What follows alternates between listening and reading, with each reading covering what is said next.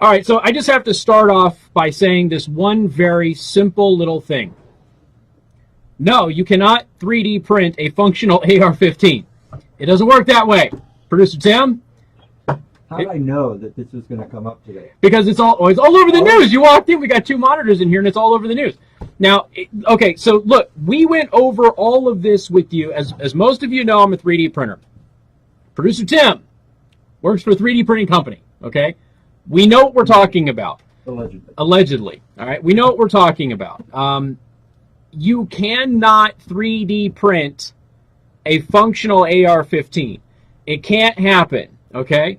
The parts for AR-15s to be 3D printed have been freely available for years. Those were not the files that were taken off of the internet. The Liberator gun files were the ones that were taken off the internet, and only from one website. I had the files. Many other people had the files. We could share the files with anybody we want. They're in message forums. They were on various other file repositories. The Liberator has never been off of the internet. Now, for those of you who don't know what the Liberator is, the Liberator is the 3D printed gun that Cody Wilson designed, printed, and successfully shot. That's what freaked everybody out initially, including people in the 3D printing industry, because there are a lot of lefties in the 3D printing industry, and they did not want their industry associated with anything like this, just in case something bad happened. They wanted to basically continue it with a lot of people, not everybody. A lot of people wanted to continue with, hey, we make kids' toys, and if you have a small business, we can help you prototype at home, which is all true, okay? But you can make production parts on 3D printers. There's a lot of companies that actually do this. Firearms are not one of them. Can you successfully 3D print a firearm that'll shoot? Yes. With a home desktop 3D printer, it is much more difficult than what Cody Wilson did. Cody Wilson had a $30,000 industrial 3D printer? Something like that he used? Industrial 3D printers are a whole other ballgame, ladies and gentlemen. They are a whole other ballgame.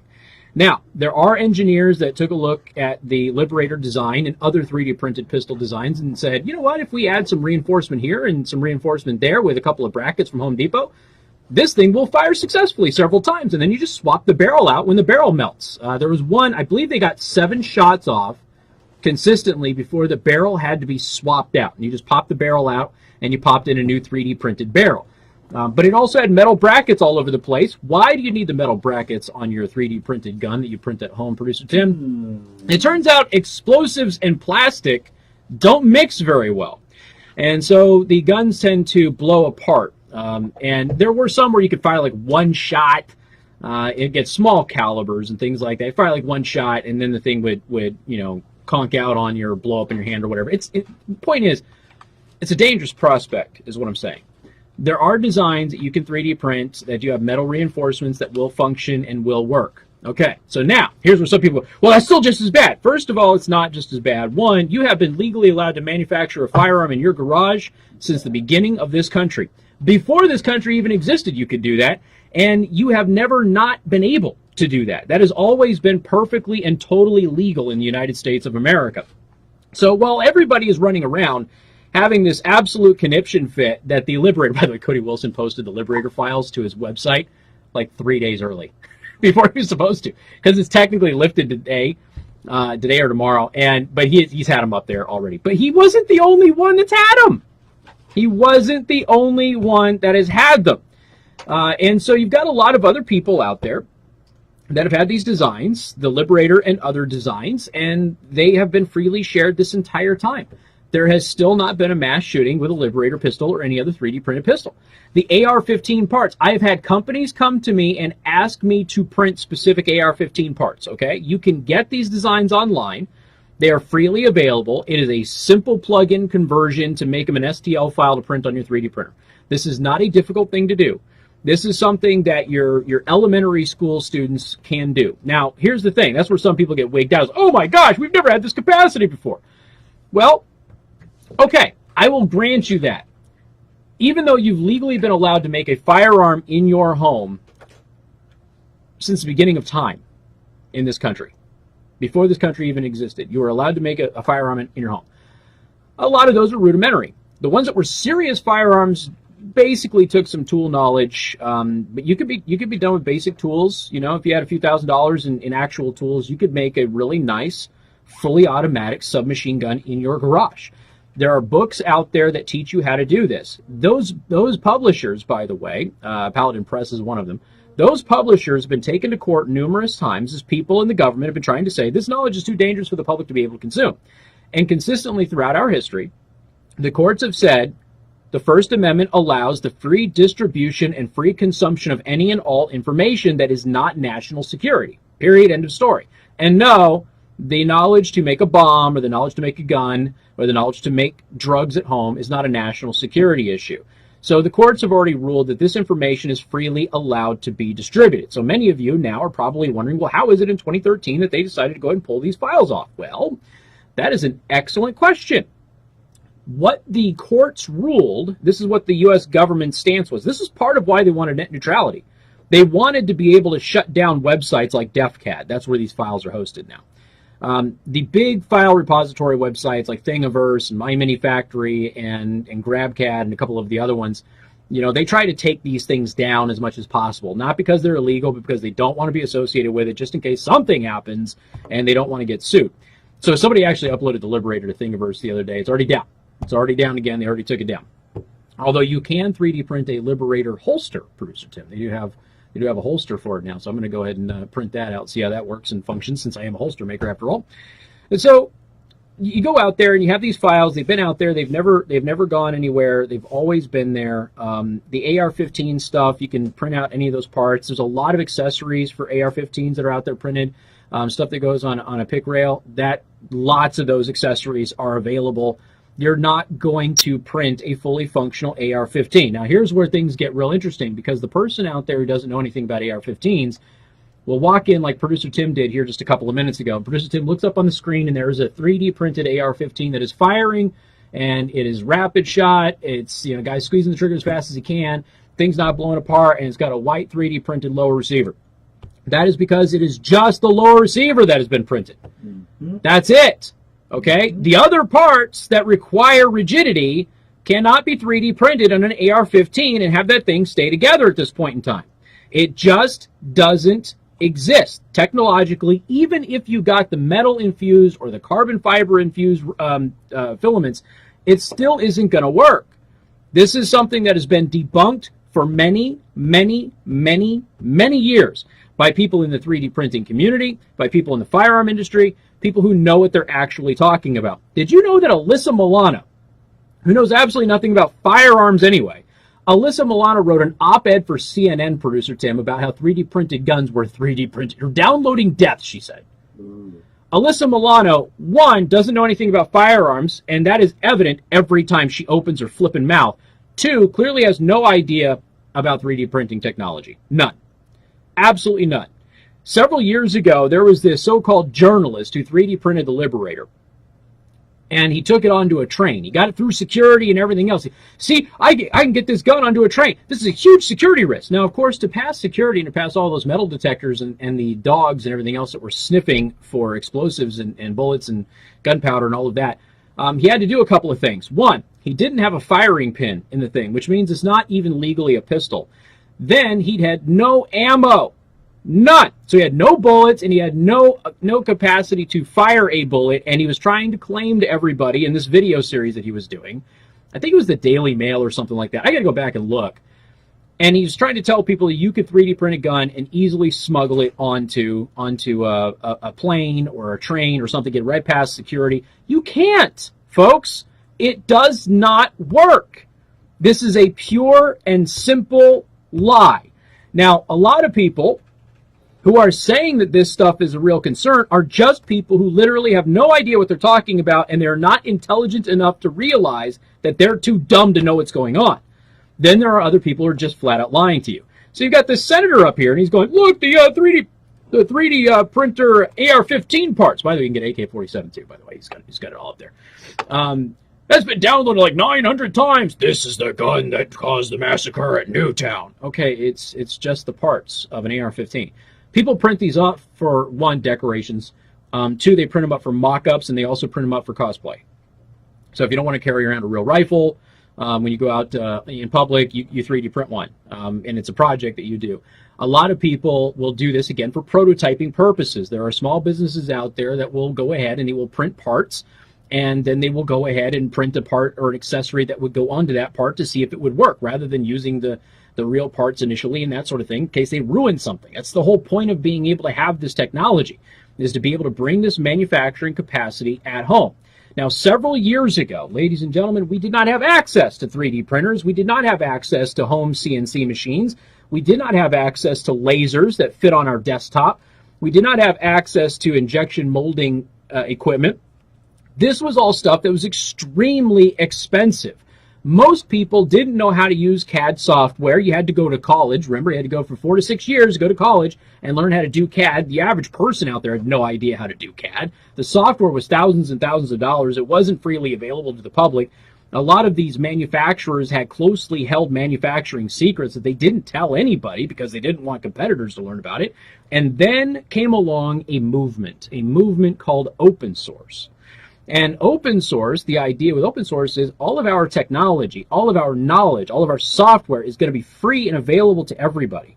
And what this has done is it has now allowed very young people, many of your kids who go to school right now are benefiting from this openness, okay? 3D printers, CNC machines are all in schools now. It was never in schools when I was in school. Why? Because you would never have access to it unless you actually went into that field. And a lot of times that required joining a union, that required apprenticing for several years, and then, getting a placement and that sort of thing. It's all out of school. You don't have to do that anymore. You've got 8-year-old kids right now running 3D printers and CNC machines with free software that they learned to do at home, online, didn't have to buy anything. All they had to do was sit down and spend some time and learn the software. And now the software has gotten so user-friendly that it's become very easy for most people to be able to do this.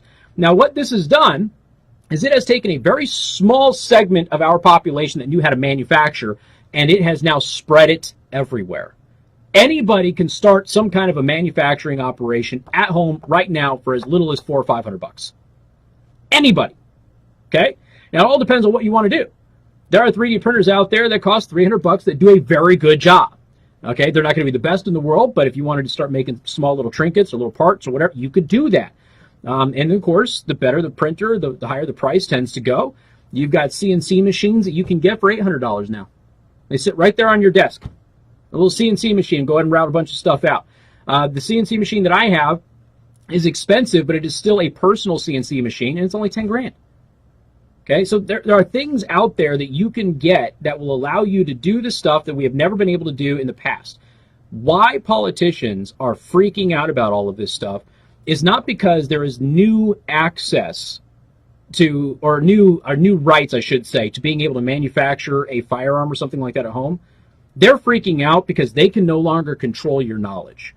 You have the ability to get files to make something at home. You have the ability to get free software to design it. If you say 3D printing is not really where I want to go with this, maybe I want to do it in metal. You can go get the free software to start designing it from those files in metal if you really want to. You just have to get the equipment.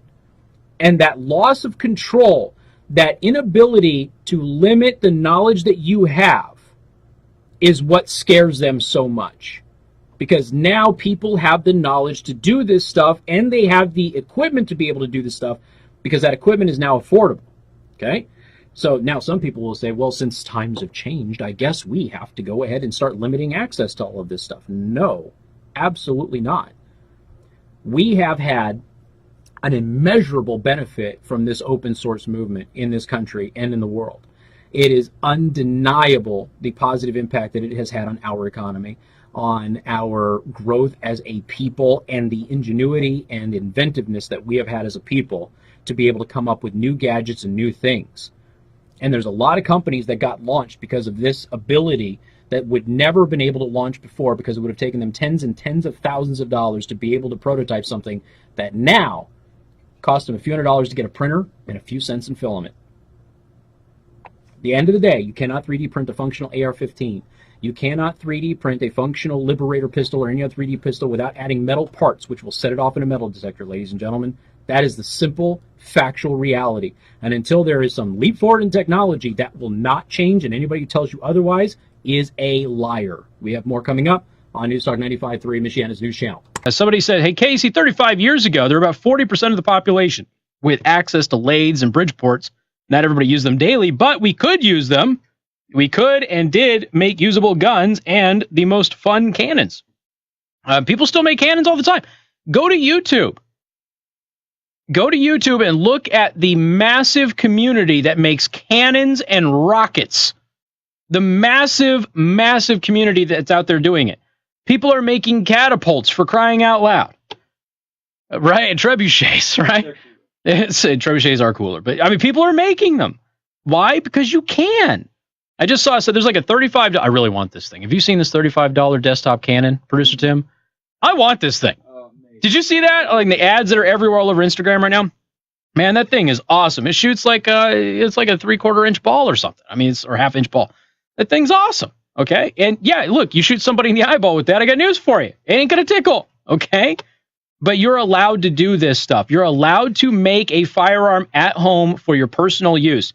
The moment you distribute it and the moment you transfer it to somebody, then you're in trouble. Okay. This is the same garbage that came up when Glock came out. Glock, it won't set off metal detectors. You can't. Oh my God. And of course, we all know the history of that. So anyway, to the phone lines we go. Mike, welcome to the program. Good afternoon. How you doing, Casey? Doing well. What's up? Good. Hey, I work for a company. We make tons of military parts. And about a year ago, I was going on a business trip out to California. So we 3D printed a bunch of parts for the guns. These were charging handles for the M249 machine gun, right? Firing pins, flash suppressors, all that stuff. Mm-hmm. And I had it in my shoulder bag, thinking, hey, it wouldn't be a problem to get through security. And sure enough, I got stopped at security, and I had basically the whole Chicago Police Department all over me. But how did they know? People think these things aren't detectable. I mean, they were plastic parts. Mm-hmm. They still show up on X-ray machines. They can still see them, and that's the whole reason that they saw it on the X-ray machine. The charging handle, the lady said it looked like sort of a gun part. So guess what? I missed my plane because I was in security. Just because of that stuff.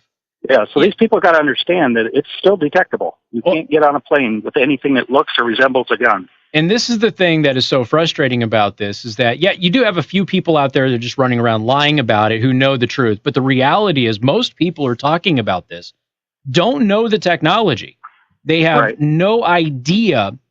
If I were to ask them the difference between an FDM and an SLA printer, they would have no clue what I was talking about. They don't understand the differences of layer heights, infill patterns, and things like that. That's another thing. Like if you're going to print one of these things at home, the type of infill, the amount of infill that you use, the type of filament that you use, all of that affects whether or not your hand is going to survive that first shot. Right. So but I'm glad you told me that story, because even the 3D printed fire, did you try the 3D printed firing pin? Did it work? No, we didn't try it. Oh, okay. No. Well, if you do, you let me know. I want to see that video. Yeah, we make about every part for that machine gun except for the important receiver parts. So there you go. All right, man. Anything that's got a serial number on it, we can't make it. I hear you. Hey, I got to roll, but I appreciate the call, man. Thank you much. All right, thanks. You take care. All right, again, live streaming on Facebook and YouTube. MNC News Time is 3:31. Time to check out Masters Heating and Air Conditioning online at mastersheatcool.com. Masters gets there faster. This is Michiana's breaking news and weather station.